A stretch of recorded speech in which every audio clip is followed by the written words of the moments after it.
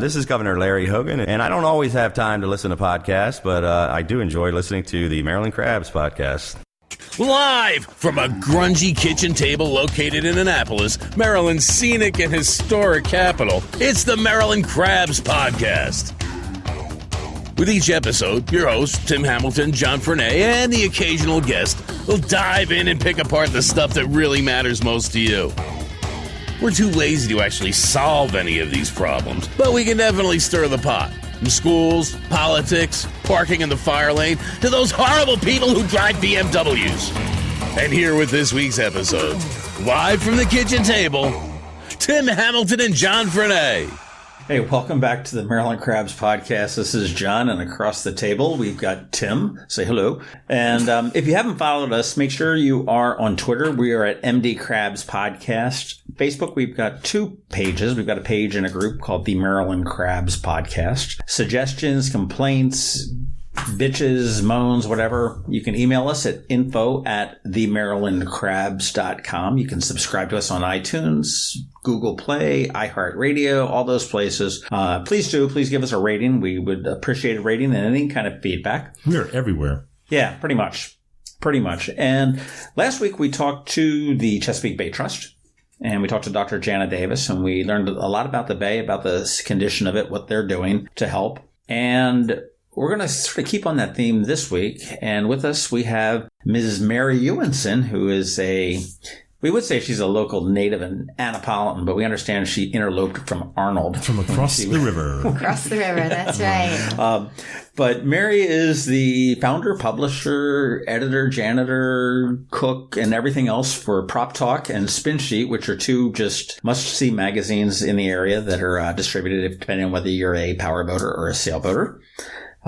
Or just a voyeur and likes to dream of being a powerboater or a sailboater is always good as well. And she is also with the Eastport Yacht Club Foundation. She's sort of on the front lines of what's happening in the marine and maritime industry, which obviously is tied in with the Bay. And that's that. So we're here with Mary this morning. How are you? I'm very well. Thanks for having me. So we talked last week about what was in the Bay. Now we're going to talk about what's on the Bay. Right. Boats, apparently. Lots of boats. Yeah. Well, I know one thing that Dr. Davis had said last week was that the Bay is getting healthier, which is good news for everybody. It's gone from a D to a C minus, I believe is the most official result that they've got, and which is good for everybody. But you're not seeing the watermen. I mean, that's my typical thing. I think of the Bay, and what the Bay brings is you think of fishermen and the oysters and the crabmen, the watermen that are doing that. I was not living here in Annapolis at the time when they had the boats down to City Dock.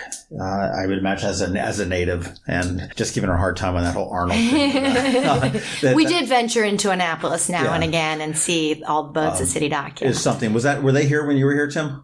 Well, I see the watermen because I don't live on the water. The house in front of me does, but when I pull out... Oh, that's right. I forgot you're one of those. You're one of those one percenters. I wear Sperry's and all that. But when I pull out, I can see the watermen right ahead of me, and this time of year they're they're not tonging right where I am, but certainly the crab pots are out, and I can gauge what time of year it is just by where the crab pots are, because they move up the bay throughout the summer and then back down as the crabs come and go. So it's really interesting. But I mean, the watermen are kind of cool because you don't see the boats around here at all, so they kind of disappear. They just appear on the water. I mean, a lot of them, I think, on the eastern shore, then a lot of them are south of here in Deal and Shady Side.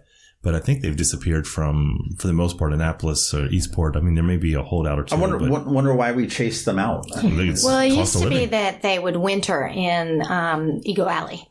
Mm-hmm. And so it wasn't so much that they were there during the summer. It was that was a place that they could go and be during the winter.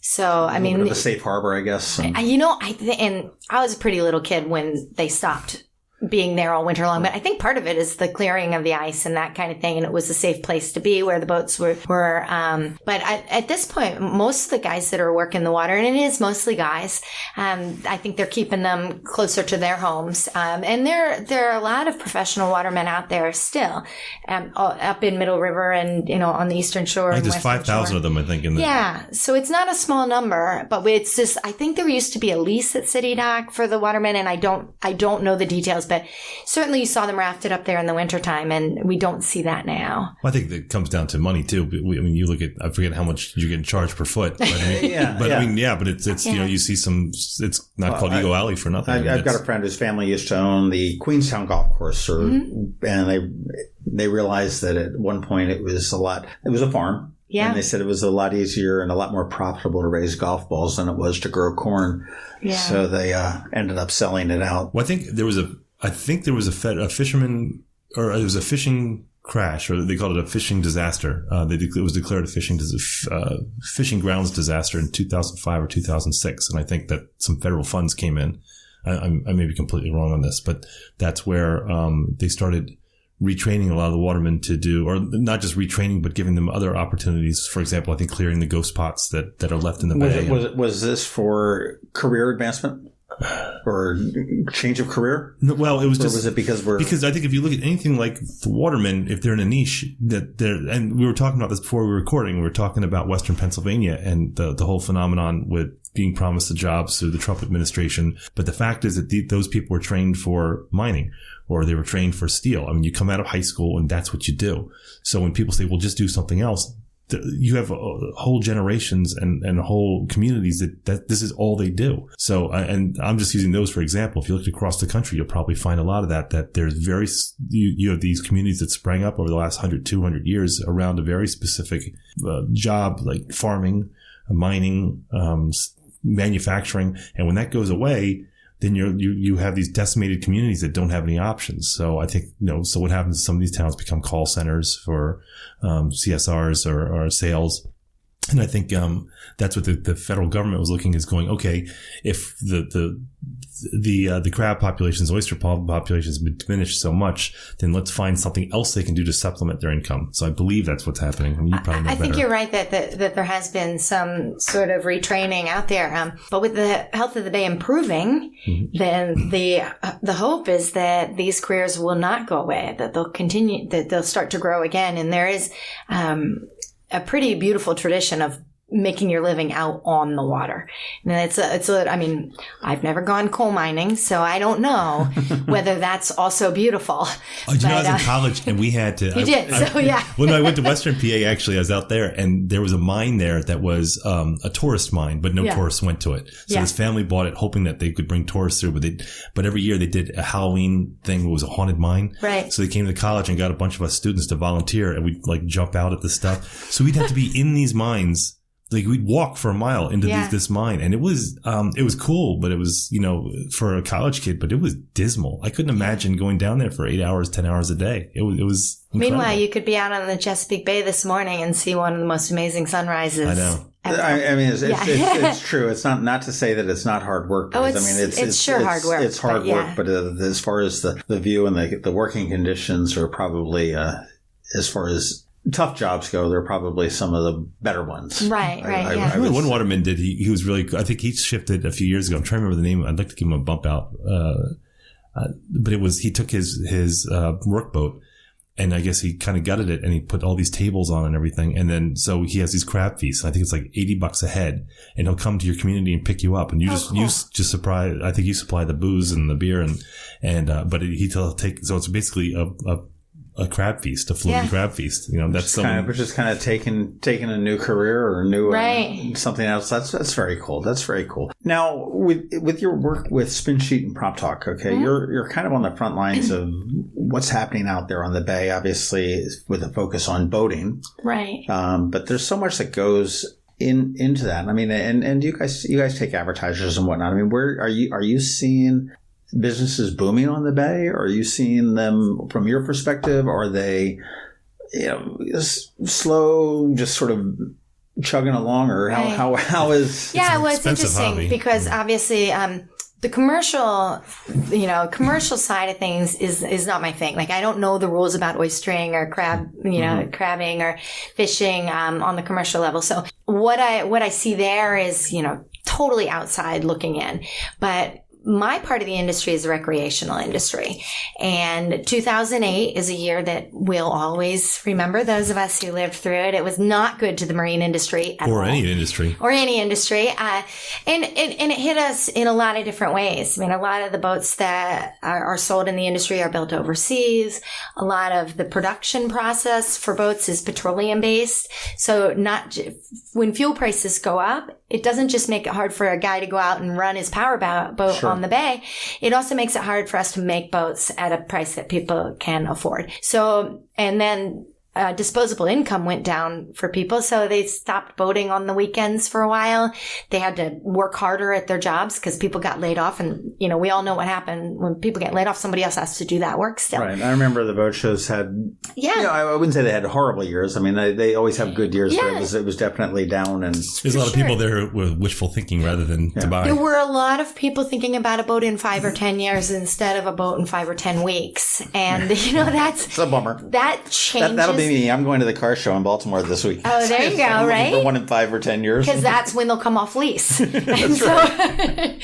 Yeah, so the industry really took a big hit. Another thing that happened was that the way things are financed changed, and especially on the powerboat side of things, the guys would have to buy the boats that they're going to sell, and you do something called floor plan financing, where the bank helps you pay for all those boats that are going to sit on your floor. Well, when 2008 happened and you had all these boats on the floor that the bank was helping you pay for, and nobody came in and bought them, then the bank didn't want the boats. They wanted the money. And their notes are still due. And so really, really hurt a lot of powerboat dealers, more so than sailboat dealers, but a lot really struggled. The nice thing now is that we're seeing both sides come back up. And by both sides, I mean power and sail. So do you think the sailboat, mostly because stereotypically that sailboat owners tend to be wealthier than powerboat owners? No, I actually don't know who's wealthier. There are all kinds of stereotypes about who spends more money. Or who's a better tipper. Yeah. Or who's a better tipper, exactly. But we'll stay out of that. But no politics here. Sailboaters are cheap. I'll go for that one. I'll throw that one out there. You can stay political. I'll stay, yeah. But no, because there were so many more production powerboats, and there are more custom-built sailboats. Mm-hmm. And the powerboat industry is larger. There are many more powerboats being manufactured than there are sailboats. Also, because sailing, there's a much higher barrier to entry.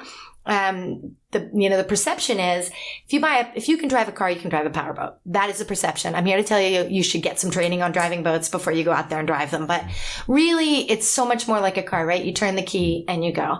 You get on a sailboat, and you've got to figure out these sails and what to do. It is. It's not easy. You go out and you're learning something very cool. There is a challenge to it. It is a skill, but I mean, what you look at is powerboats. You've got so much more ability to use them just from a geographic point of view. Yeah.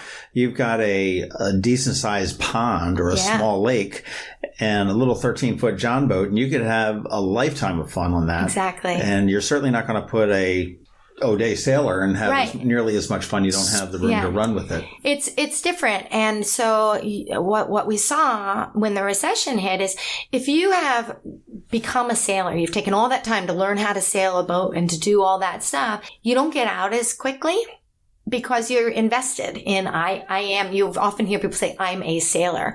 But you don't hear a lot of people say, I'm a powerboater. That's not how they identify themselves. They have a boat. They go out on a boat. There are lots of diehard boaters, loads of them.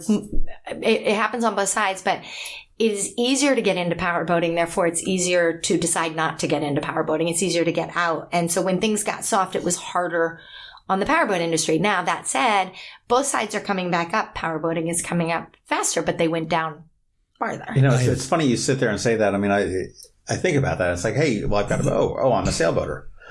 You never hear somebody say the powerboater or just even a boater. No. And I have and he doesn't listen to the podcast because he doesn't get technology, which is why he's a sailboater. But I know a guy who was retiring and he'd been in, I forget what industry it was, but it was like sales or something like that. And he and his wife were going to retire, and he commissioned a custom built sailboat, and he sunk a lot of money into it. Yeah. And they went out during the recession. And he had to go back to work. He lost like a couple $100,000. Oh, that yeah. was because the company just went under, and they had taken all his money to do the work and everything, and they just and there's nothing you could do. No. I felt horrible for him. Yeah. There are a lot of sad stories like that. The good news is those are in the rearview mirror. And there now is a lot of growth, and we're seeing a lot more people getting into boating, into fishing, a lot of stand-up paddleboarding, That's a lot of exploded. sailing. It's exploded. It's a gateway drug.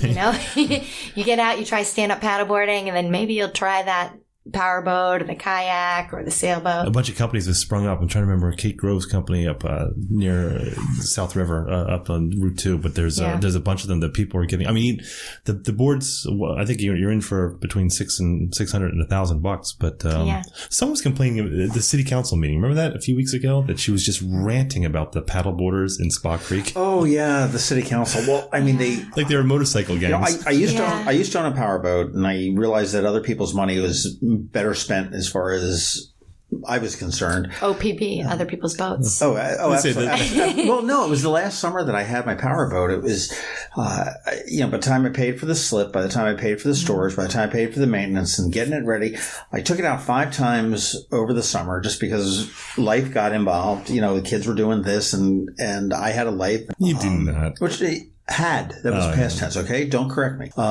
And I'm spending $250 a weekend on fuel. Yeah. And I'm going, okay, so now I've spent, I don't remember what it was. I'm going to say $4,500 on this boat between the note and everything else for 5 times usage. I said, that's crazy. Yeah. So the rule of owning a boat is just never do the math. I know. And now there are a bunch of boating clubs that have sprung up, and it's pretty cool. Like there's the Chesapeake Boating Club and the Freedom Boat Club, and where you sign up as a subscription based, and you just take it out. Sometimes you don't have to worry if a storm comes through; somebody else is taking care of the boat. Yeah, it's awesome. Yeah, it's a subscription. Basically, I think pay you a couple $1,000 a couple year. grand. Yeah, but if you do the math, if you do the John math, timeshare for or I guess a fractional share, like a jet, like a private jet. Yeah, so you don't actually have ownership. Or some of them are fractional ownership, but that way, if life is getting in the way and it's not a good time for you to be owning a boat, it's a good stopgap in between those years when you're retired, you might want to go out on your boat every day, or before you have kids and you might go out on your boat every day. It's not much more than like a pool membership. We were talking to somebody that they have 2 kids, and they said we can either get a membership at Mears for the pool, or we can do the boat club, and that's what they do. Yeah. They said that they just call down the morning of, and they go down and, they get the boat, and then they can upgrade, if they want to, get a cabin cruiser. Yeah, I mean, I guess if you bring friends in for town, you can take, I think this whole, we belong to it for Spin Sheet and Prop Talk, so my whole staff can use the sailboats and powerboats at Chesapeake Boating Club. Yeah. Yeah. Gotta get a part-time job there. Man, you guys we're hiring, so, I'm looking for a graphic designer. You like the new USI. But I think you see we're hoping to do hang in there better than that. I think that Airbnb model. Offense, Chris. We've been around for 21 years, and we're still hoping to keep doing it. Do you remember USI, U.S. Internet? Oh, yeah. When they bought the marina down on 3rd Street? Pier 4, he still owns it. Yeah. Yeah. Yeah. And, they had the jet skis and everything else for their employees. That was like sort of like the Google of Annapolis. But I think the whole Airbnb concept is now translating to other other industries where you're saying, instead of the convention, which is, go spend $300 on a hotel. Now there's alternative ways to do this. And I think there's something with the slips too. I saw that in the Capitol a couple of days ago. They're looking for, capital, like they need $1 million, 1.25. Snag a slip. That's it. Yeah, they just got a big cash infusion. So is that the same thing? That is actually for going and finding slips when you're moving around on your boat. And they do a bunch of different things. So I don't want to comment too much on that.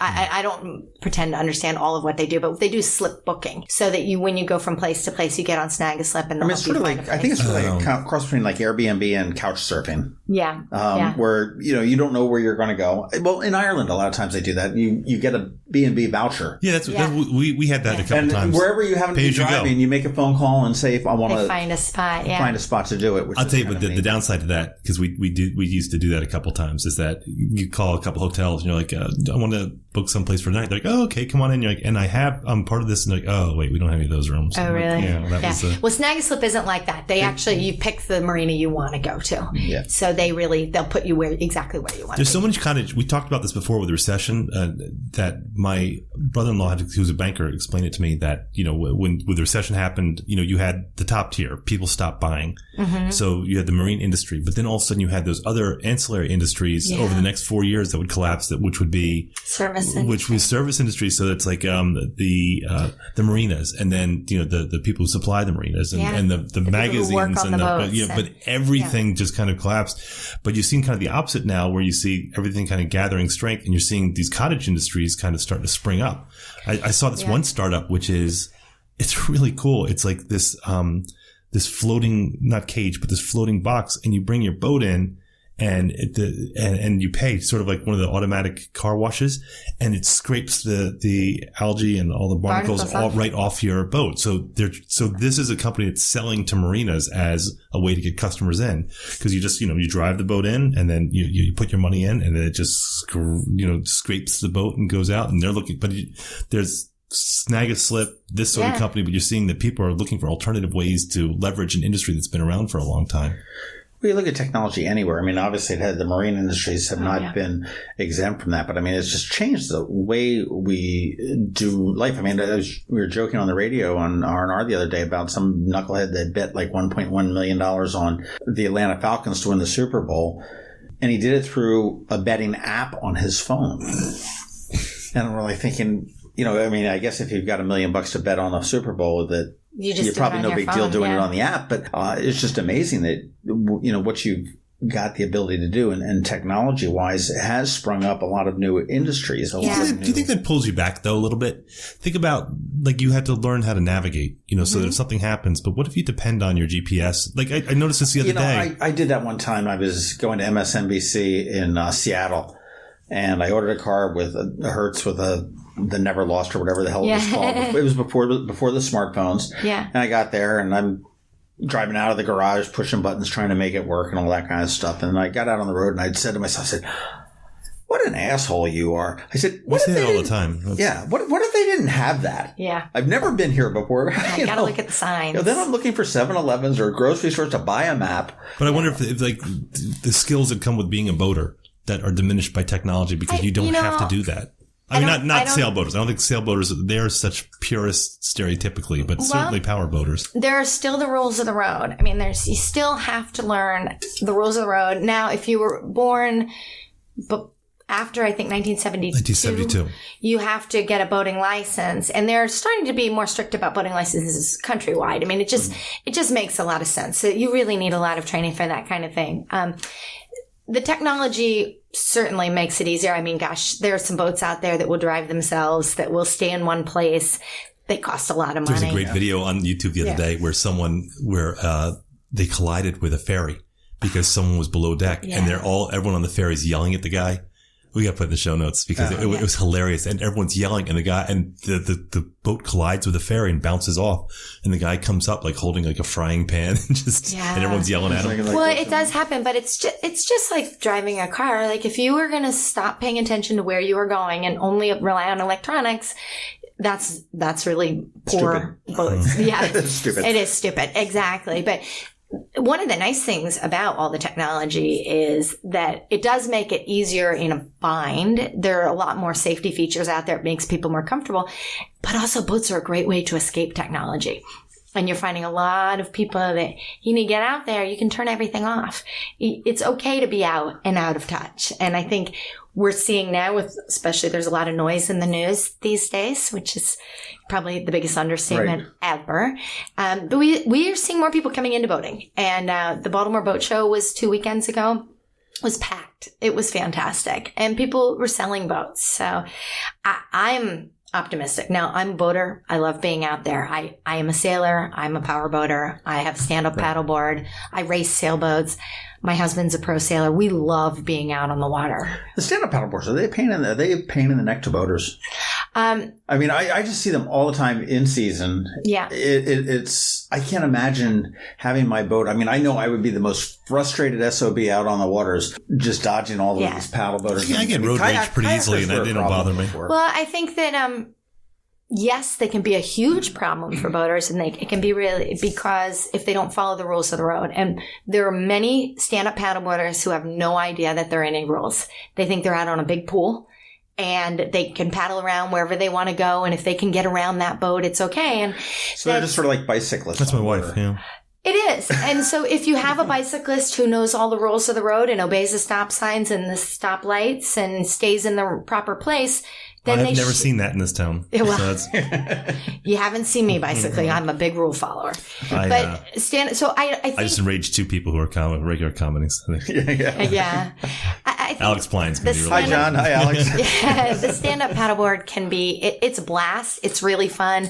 But if they don't understand that, like when the Harbor Queen is coming through, she cannot stop if you pop in front of her. I mean, it's just like if you run your bike in front of a car going 60 miles an hour, they are going to try not to hit you, but they can't avoid like that. There are no brakes on boats.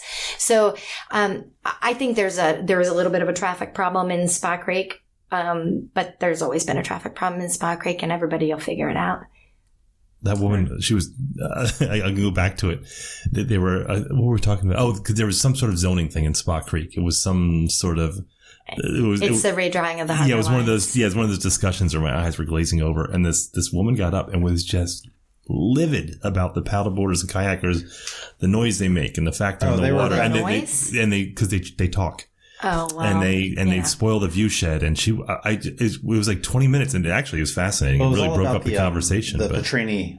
Right. It's about the new development. And I remembered, I'm sitting here thinking, that's funny that you have that issue in that house that you built 7 years ago, right on the water. That spoiled the view shed for somebody else.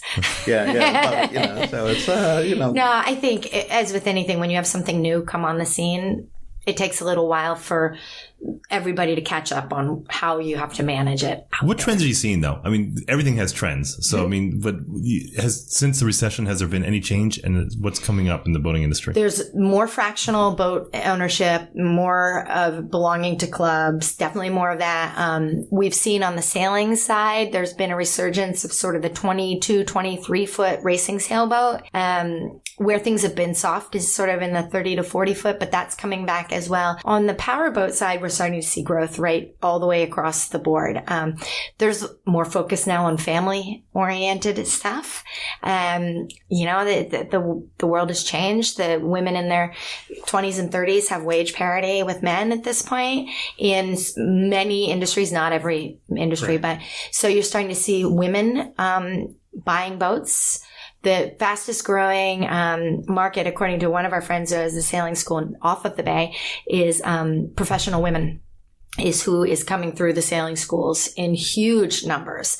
There's also big growth in the Latino community, getting boating. The NMMA, which is the National Marine Manufacturers Association, has done a big push in reaching out to Latino Hispanic community because there's starting to be which makes sense. We've talked to Walter and we've talked to Mark Rodriguez here, and as far as the population goes, Annapolis with 38,000 people has 15-16% Latino, which is significant. And that's a market for anybody. That's what... you would think for the most part, the Latino is probably a very underserved boating market. Yes. And, but it's interesting. The fishing guys, all the tackle shops and stuff are saying huge traffic. I see it all the time down at Thomas Point. Tons Park of fishing. And so it's a natural progression, right? If you're fishing on land, is the next step is to get on a boat. And also on the industry side of it, the marine industry, we are facing a shortage of employees. We desperately need more people coming into the industry. We need smart, energetic, willing to learn because it's skilled labor. You can start out, washing the bottom of a boat or whatever, but very quickly there are opportunities. There are good career tracks to go. You could start at the very, least skilled and move up. If you can listen and learn, you will be trained. And I think that for the Latino community is a great opportunity because it's not ending up in, there are very few dead ends in the marine industry. The more you're willing to learn, the more you can take on. There's always somebody needs a mechanic or a rigger or somebody who's able to fiberglass. And those are all really difficult. You have to be smart and talented in some way. You can learn it. You don't get born knowing it, but there's a lot of opportunity there. Well, that's interesting. Well, I'll tell you what, why don't we take a little bit of break, pay the bills, and what we do when we come back, we can talk a little bit more about the jobs, because there's something exciting happening at the end of the month that you will definitely want to stay tuned for and listen to, and we will be back in just a few minutes. It's the most important ring you'll ever have. It's the one that goes on the third finger, left hand. It's the engagement ring we design and create for a couple in love. It may not be the biggest diamond you'll ever own, or the most expensive. It might actually be quite modest. But there will never be a more important one. Look at what it's saying, and we'll say, forever. This is one of the delights that comes with doing what we do. Being part of all that here at Zachary's Jewelers. And with 6 designers on staff, there's nothing you can imagine that we cannot create. If you'd like to design your engagement ring with us, come to Zachary's. Zachary's. Online at zacharysjewelers.com. More than a jewelry store, a jeweler.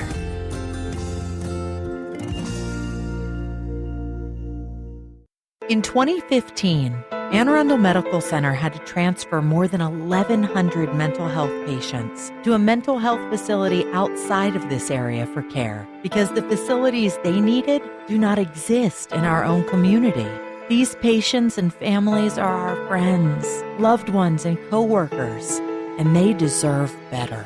Join Anne Arundel Medical Center and presenting sponsor M&T Bank on Saturday, April 29th in Annapolis at AAMC's Denim and Diamonds Bash. Denim and Diamonds is a wonderful evening under the stars, featuring fabulous cuisine, gourmet food trucks, silent auction, and dancing, all to support expanding mental health care in our community. It's an evening of great fun, but it's not just a party. For tickets and sponsorship, visit aamcdenimanddiamonds.org. If you don't like huge draft beer selections, don't go to Union Jack's. If you're not looking for an incredible menu and dozens of screens to catch your favorite teams, I repeat, do not go to Union Jack's. Not into darts and pool? Good. Live music not your thing? Perfect. Bottom line, if you are not interested in the best dining and bar experience in Annapolis, avoid Union Jack's. But if this all sounds totally friggin' awesome to you, visit Union Jack's in Annapolis, just across from Whole Foods in the Annapolis Town Center. Union Jack's, not your old-style pub. And we're back. John got his water. You think you start planning for these things. No, I didn't. We paid the bills. We paid the bills. So you haven't been getting water every time you say you're getting water? That gives me a reason to have to go pee later. So it's... No. We have a guest here.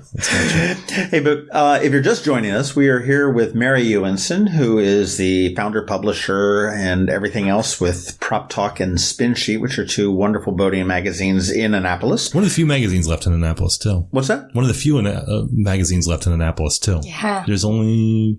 Probably 3. Not nearly as many 4. as there used to be. What's Up? And then You've got What's Up. You've got Bay Weekly. Yeah. Prop Talk and Spin Sheet. Prop Talk. Yeah.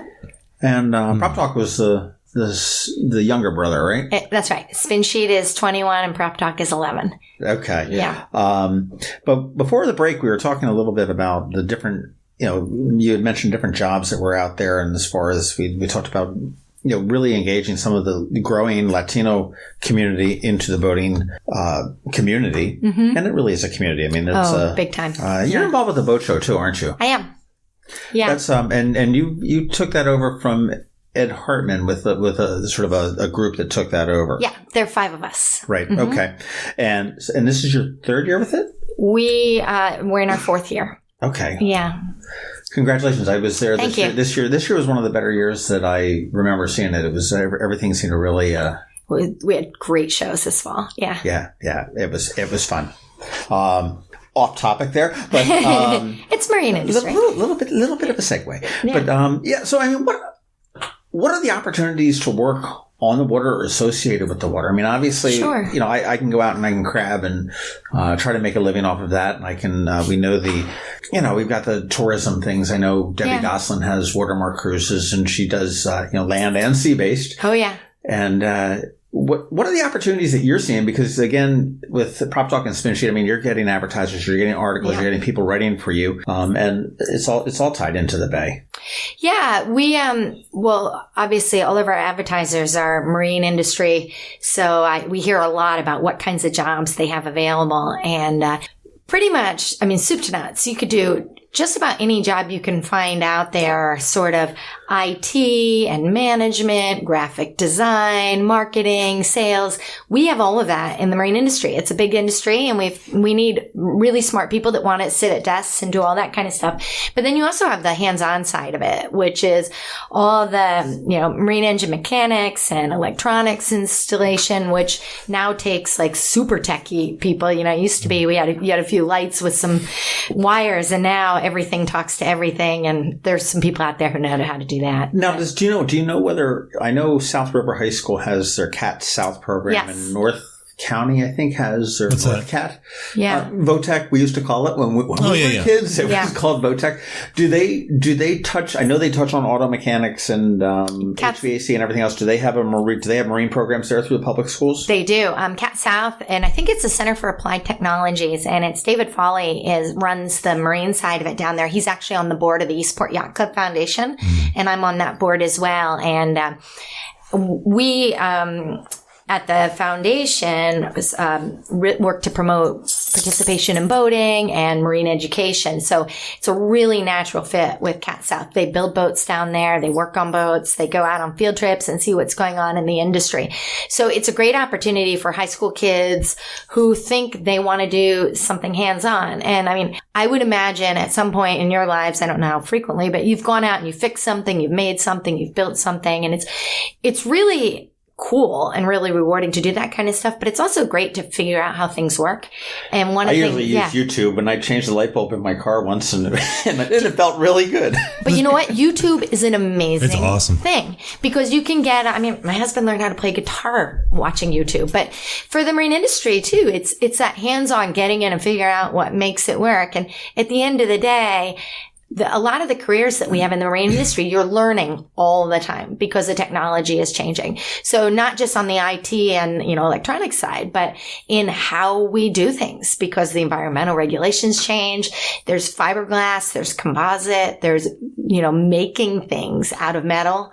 Well, there's been a big shift since 2008. I mean, that's going to be the watermark that when archaeologists dust, through the sediment, it's going to be 2008. You're going to see that big fault line. Yeah. But like Mike Rowe, what was that? Dirty Jobs? Well, he's been pushing through a foundation or some sort of public service with a lot of these blue collar jobs that people since the 70s have kind of sneered at, because you went to college, you came out, you got your cubicle, your accounting, marketing, all these things. But apparently, a lot of these trade jobs, the pay is really good. The work is very steady because, it's these things have to get fixed, recession or not.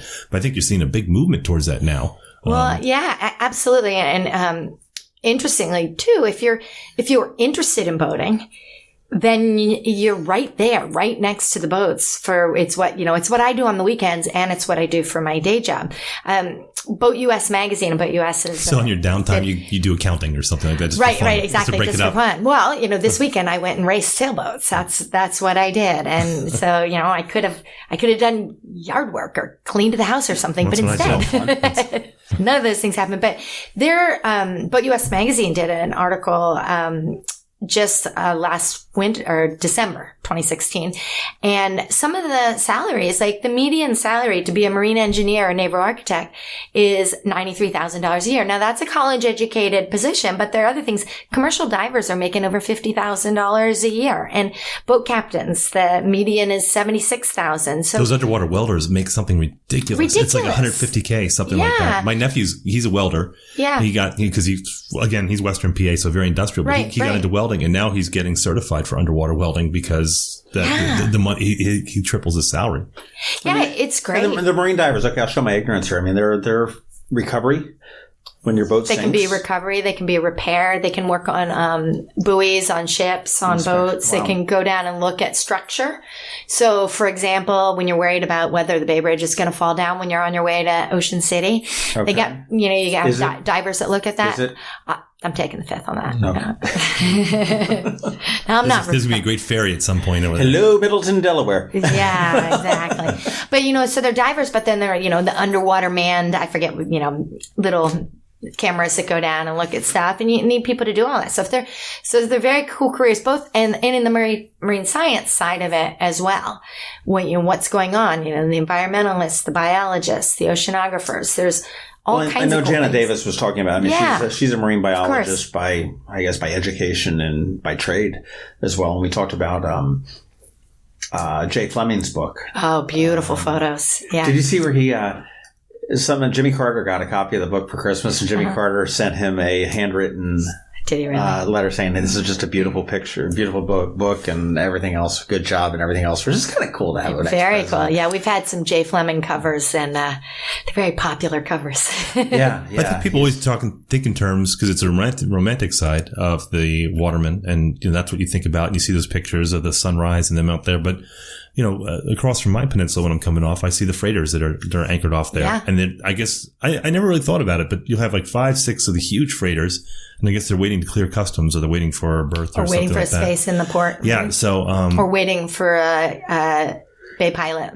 Yeah, we have a couple bay pilots. Yeah. I never knew that. So how many people are typically on a freighter? It's fewer now than it used to be, but I don't have any idea. That's would the commercial that be like side. A crew of 20? I don't know. So I have no idea whether that's a reasonable number, 20 or 3 or 100 or I don't know. I think it depends on what they have, but I have a couple neighbors. So Allison and Mike, they are bay pilots. I didn't know any of this.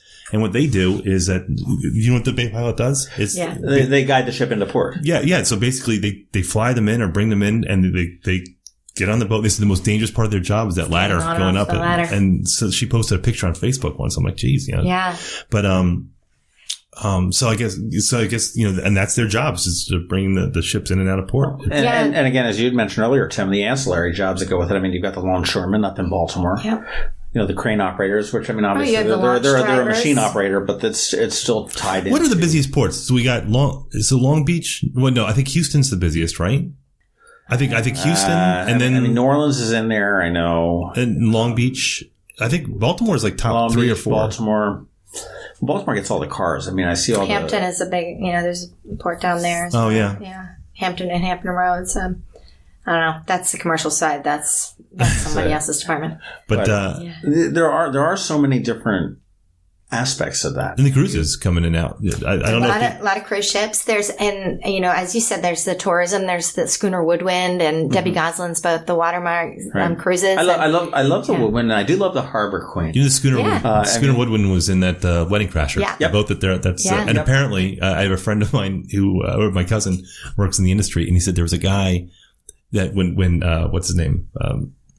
The dad. Yeah. When he's driving. Yeah. So when he's got the Christopher Walken, he's not doing anything. No, Jen Kay was doing it. Yeah, he says I get paid to act, and not to. She was lying on the floor steering it. Yeah. He goes, I don't get paid to steer boats. That's a good thing. If anybody's listening, go on the Woodwind, listen to their story about filming that. That's a really fascinating story. Get Captain Jen. Her father Ken is retired now. Yeah. But it's just a fascinating story of how. It's done. They've got the photos and the photo book that you can look through and everything else on how it was done. That's kind of neat. But I love the Harbor Queen. I love on the tourism end. I always am a fan of being a tourist in your hometown.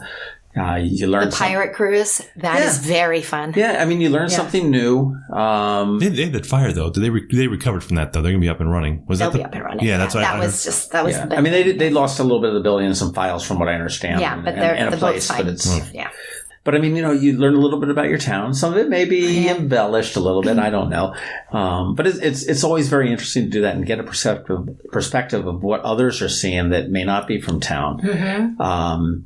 We talked a little bit about that last week, about you're not getting a history from the Bay sometimes, that you forget about it. Yeah. And after we broke, after I came home, I actually pulled out Chesapeake, which I, read every couple of years, and I was leafing through it. And there was this interesting part where what was her name? The Steeds, but where they're moving the boats from down at the Chop Tank up north to Bohemia, which is up near Chestertown, because of the worms that were boring into the boats at certain times of year. So you move the boats up the bay to avoid that, or then they start covering them with like copper or something like that. But and I was reading about London Town the other day about how that was going to be the capital of Maryland.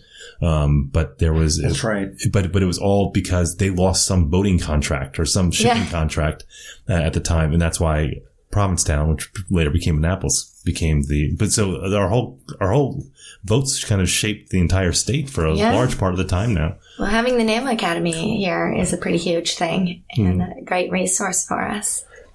Do you see a resurgence in? Do you think we'll ever see a third span of the Bay Bridge or a ferry? Just, I mean, this is from somebody that's lived in town forever. Yeah. I don't know. No idea. I can see. You see those ferries they have over in the UK? They go over to France. The high speed, the high speed, the hydrofoils. Yeah. That would be kind of awesome. It'd be awesome to have a train that ran from DC to Ocean City, but I never heard that. I never heard that concept. Well, originally the Metro, the Orange Line, was supposed to come out to Annapolis. That was in the original drawings. Did it really? I grew up on the Red Line. Yeah, and that residents of Annapolis didn't want it. That would have been cool. My daughter goes to school in D.C. I never heard that. I've lived here for 20 years. I never heard that. Yeah. That was in some of the original drawings, was bring it all the way out Route 50. Wow, that would have been awesome. Yeah, wouldn't it? I mean, I'm from Montgomery County, so I never wear them. What would that have done? I mean, I guess it would put Connie Del Signore out of a job. I mean, she'd have, just a straight shot into Annapolis from D.C. For the tourism, for the commuting. I mean, it's just right there. It writes itself. That story writes itself. I mean, wow. That would be awesome. That would only be an additional, 18 miles, I think, something like that. Yeah, probably another. From New Carrollton? Yeah. It's not very far. Yeah, as I say, where would we stop? Probably 2 in Bowie, Davidsonville, then here. Maybe the mall and. It's interesting though. At the mall. But if you think about tourism, it was I was trying to help out a friend of mine who owns because I do marketing, and so I was trying to help out a friend of mine who owns a marina, a small marina down in South County, and he's a real nice guy. But it was interesting when you got to the marketing side of it, because you're thinking, all right, we're going to try and reach people around here, and you're thinking the people around here don't use the marinas. They're all people from out of state. They're coming from DC. They're coming from Northern Virginia. Yep. And then if you're over, I think the people, Chestertown, you go to Chestertown, that's almost like a colony of Pennsylvania. Right. So you're getting these people from out of state. The tourism in Maryland, I think we forget how important it is, especially around the Bay. I mean, if you broke down our industries, I mean, of course, government is huge, because so many people work for the federal government or even state, local. But tourism, Western Maryland is carried by Deep Creek. Yep. And the Chesapeake certainly is absolutely huge. Absolutely. Not just for the industry that's there, but for the tourism industry. Oh yeah. We go down to, the Cambridge Hyatt, which we love to go to. And that's, they thought it was going to revitalize the town, and it really didn't, unfortunately. But you see, there's so much potential for places like that throughout the Chesapeake that would just be absolutely amazing. And you can go by boat? Yeah, you could, but it costs a little bit. But you need a bigger boat. We got a skiff. Gonna need a bigger boat. He's been. You were eyeing one up. We did the Thursday at the Powerboat Show this year, and you were. I know you were eyeing up a couple. Yeah, well, because we have a 16-foot skiff. It's a center console, and it's great. But I've got 2 kids and my wife, and already the weight. I mean, she's a trooper. She pretends make she's sure he having a gets good a couple time. passes for next year. He's on the hook. He's nibbling on that hook. He's going to buy. You know where to find me. Yeah, we are. We actually are looking. But I'm a gadget guy, so I don't care how many horses are in the engine. I don't care. I just like what kind of. So the electrical manufacturer guys are going to be happy with them too. Yeah. Cool. So we can send you to the right books. Yeah.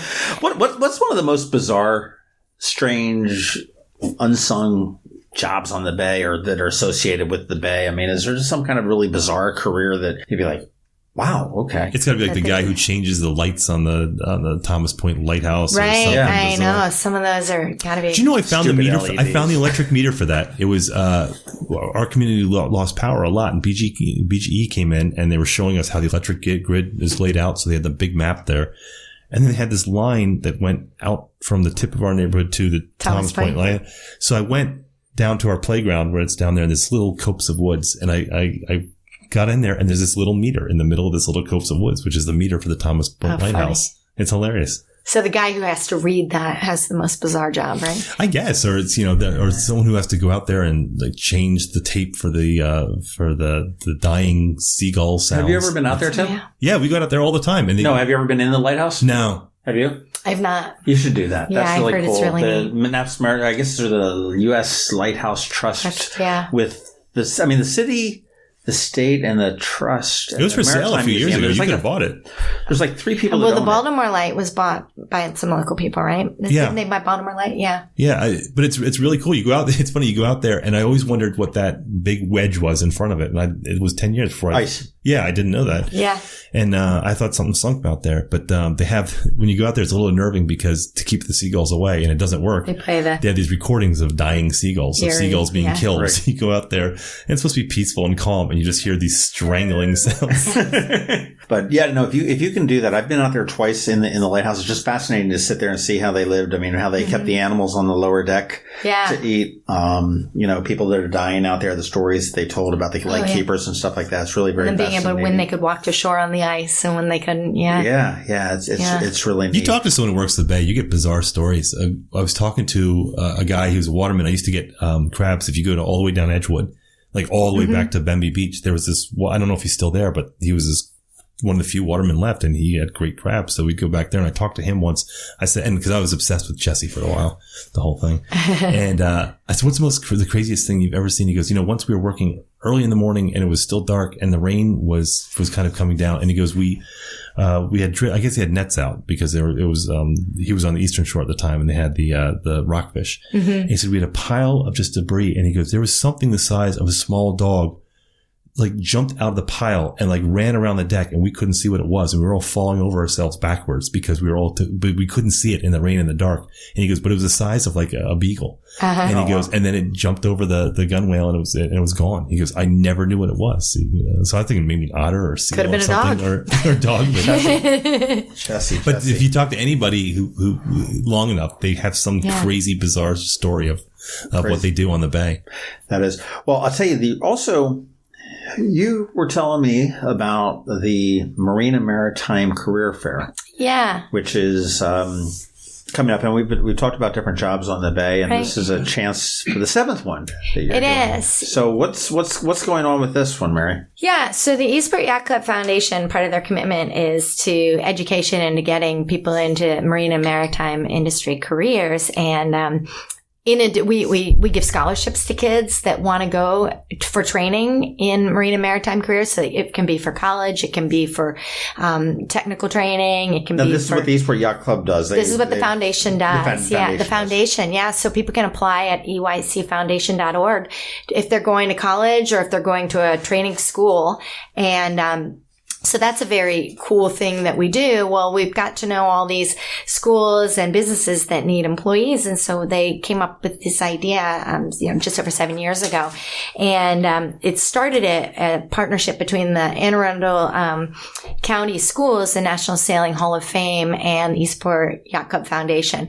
And it's now sponsored by Living Oceans and the Marine Trades Association of Maryland. So February 25th from noon to 3 p.m., it's open to kids from 6th grade on, right up through to sort of, first couple of years out of high school. And we'll have 50 exhibitors from schools and businesses. And there are internship opportunities, but more importantly, it's opportunities to see lots of different careers. So we have sailmakers there, and we have electronics people, and we have boatyards and marinas and mechanics. Yep. We have sailing magazines and powerboat magazines. We have some of the military schools, some, Coast Guard. Good for my son. I'm looking for a good military school around this point. Yeah. Marine biology. We have NOAA there. We have all sorts of different career paths, so that it's really great when the kids bring their parents, because they can have conversations about what is out there, because you sit in a classroom for your 12 years of school and you don't really know what different careers are out there. I mean, I certainly, as an economics major, I got out of college and had no idea what I went and taught high school for a couple of years and coached, and it was awesome, but there was never anything in my upbringing that said, hey, and when you grow up, why don't you own a sailing magazine? I mean, I sort of fell into it, and I wouldn't work in any other industry. I love it. And my husband works in the industry, and yeah, in years like 2008, it's bad. In years like this, it's great. And we can wear flip-flops to work. The guys that are working on marine engines, they have to wear closed-toe shoes. But, but it's, we very rarely wear coats and ties. We very rarely, if we get dressed up, it's khakis and a button-down. Right. But, it's a really cerebral industry in a lot of ways. When you think about the things that people are doing, if you're smart but not very good at sitting at a desk, this could totally be your thing. And now we do also have desk driving jobs. I drive a desk, but yeah. We'd also mentioned earlier about the potential for the Latino community getting into the industry and whatnot. Yeah. And do you expect a large turnout for the Latinos at the fair, do you think, or you would hope, or? We're hoping to have a large turnout. We've reached out to a lot of leaders in the Latino community, Walter and Mark, and also to some of the English as a second language teachers at the high school. Okay. Because it is, especially for someone who's first generation or second generation here, who maybe isn't going to pursue some of the standard go to college career track. There's some great opportunities with great upward mobility. There are also great college opportunities. So there will be colleges exhibiting at this career fair as well, especially in the marine sciences side of things. And there's more than 50 people. You said more than 50? More than 50 exhibitors. Okay. It runs from noon till 3 p.m. And then we'll also have 2 panel discussions. So, of people that work in the industry, talking about how they got there, why they are in the industry, what they do. We'll have some of the river keepers there. The South River Keeper will be there. That seems like it'd be an awesome job. Oh, yeah. Well, and the South River Keeper is trained as an attorney and made a change from being an attorney to a river keeper. I always thought that, I actually think the Severn River Keeper might be an attorney as well. But I thought about that. If you go to college to become an attorney or a doctor, you invest so much time and money. And what happens when you come out and you're like, this sucks. I don't like this. You're done. Right. Yeah, but those skills we need those too in the marine industry. And there also will be, for the kids that are out there, I'm sure lots of kids listening to this podcast. There could be. Exactly. We learned a bunch of new words from John a few weeks ago. Looking for childish banter. This is probably one of the top choices. But if they register in advance at the EYCFoundation.org, there are great door prizes that they'll be signed up for. We're giving away stand-up paddleboards. We're giving away a quadcopter drone. Free? Is it free? There are drawings for it. It's free. Oh, they're going to the career fair? Absolutely. Yes, it is drones. free. I'm going. Yeah. Well, somebody will win one. Yeah, it is absolutely free. Sign up in advance, and there are good door prizes. And the cool thing about this industry is that they don't just sit around whining that there isn't anybody to work from. They're doing something. They're getting together.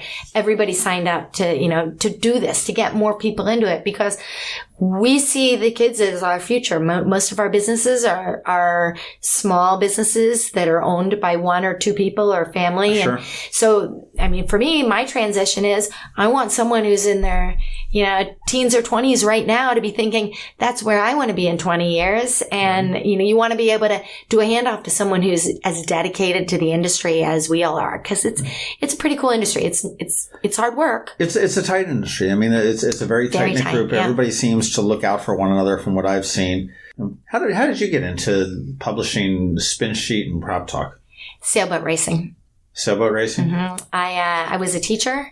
I had taught for a couple of years out of school and started to apply for corporate jobs, for consulting jobs, which my dad said is so funny, right? You don't even know how to do anything and you're going to go consult other people on how to do it. That's what consultants do. That's what management consultants do, right? I don't know. I'm sure a lot of them know exactly what they're doing. I certainly didn't. But I took a temporary job to help out with a local sailing magazine that was an East Coast magazine. And, I really enjoyed doing it and decided, I should do that full time. And then they actually went out of business in 1995. And my friend Dave Gendel and I lost our jobs. And my dad said, just go start your own magazine. You guys know how to do this. And we didn't know how to do it, but we figured it out. Yeah, but what was Eddie Murphy's line in, what was it?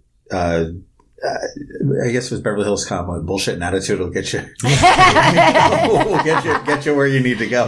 What is it? Fake it until you make it, right? Yeah. Well, yeah. Spin Sheet and Prop Talk. I don't mean this in a bad way, but they're kind of a no frills Totally. Yeah. Magazine. I mean, we are newsprint. They're not coffee table books. We know where you read it.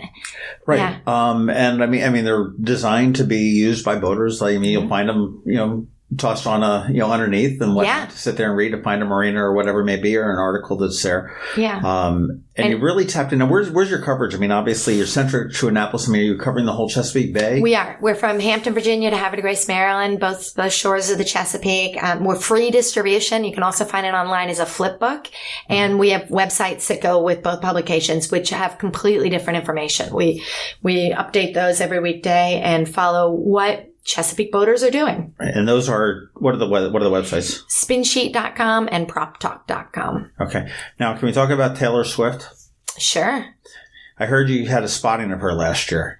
We had a lot of fun with Taylor Swift last year on April 1st.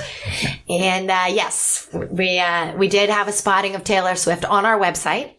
And got a lot of web traffic out of that and a lot of laughs about Taylor Swift's potential purchase of a home on Crab Creek. Right. She was coming out of resales across from like the Big Cheese downtown. Yeah, and while she was in town looking for But the a internet house. sleuths caught you up and they realized that her shadow was not perfectly aligned with where the sun would have been at 12. And it was, and there were a few people out there that caught on to the very large April 1st that was sprinkled throughout the entire article at the beginning and the end. There were a lot that didn't, though. It was there were a lot who did not. With I on Annapolis and All Annapolis, I got a ton of messages that day. And every now and then you get somebody, we heard Spacey was over at Metropolitan, or we saw Ripken at KB True Value. Which is actually true. Which is true. And all of a sudden it was like, You see them even on April 2nd. Yeah. It was, so that was fun. That was the brainchild of one of our editors who knocked it out of the park on that one. And we had a lot of fun with that. They still there? An editor? Yes. Yeah. So we got something to look forward to. Yeah, exactly. April 1st will be good. Yeah. Just look there. Well, I want, thank you, Mary. February 25th. February 25th. It's at Annapolis High School. You don't have to register in advance, but registering in advance at eycfoundation.org signs you up for the potential to win door prizes and helps us to tell how many people are going to be coming. Yeah, they're great bags full of stuff that people have donated. And it's a great opportunity to see the industry from another angle and to see what is out there besides going off and doing sort of the standard routes. Not that there's anything wrong with any of those, but it's not for everybody. I told my kids not to offend anyone who's in a cubicle. I said my mission in life is to keep them out of a cubicle. Yeah. I was in a cubicle for a couple of years and just it just sucks your soul. Some people love it, and I'm not bashing them, but my son would not do well. I'm married to a guy who doesn't really have a desk. I mean, he has a desk at our house, but he sails boats, and that's what he does. And is that what Jeff's career is? Yeah, he's a professional sailor. He goes and sails boats all Racing, over the world. Or is it, he's a sailboat racer. But there are all kinds of jobs. Like you could deliver sailboats, and then you don't have to drive a desk. And some people like driving a desk, some people don't. Yeah, that's very cool. Yeah. Well, the three websites that we talked about for the Marine and Maritime Career Fair on the 25th, it's eycfoundation.org. Yeah. And then if you are a powerboater, proptalk.com. And if you're one of those evil sailboaters, it'd be spinsheet.com. And Mary Ewenson was here. Thank you for coming. This is great. Talk to Thank us you. on such this is short really notice. fun. I appreciate it. When you guys start your podcast, we're going to be big fans. Yeah. There you go. And I guess that's about it for here. Yep. We've fished the bay out. I see what you did there. All right. So you can find us at, I was going to say Annapolis, but no, that's you. That's fine. You can find us, the Maryland Crabs on Facebook. We have a page and we have a group. You can find us at the Maryland Crabs at MD Crabs Podcast on Twitter. I just screwed that up after months of doing this. You can find John at Annapolis on Twitter. I'm at Tim Hamilton 47 on Twitter. We like the Twitter.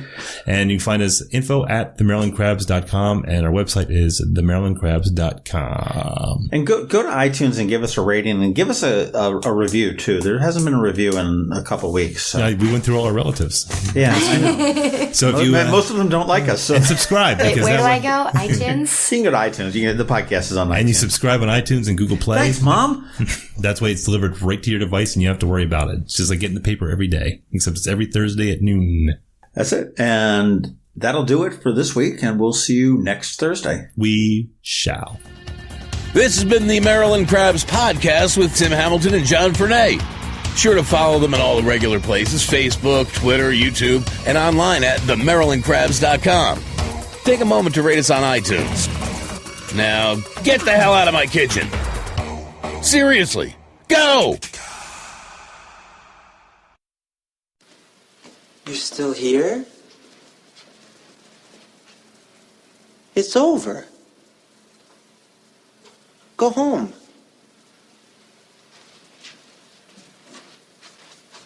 Go.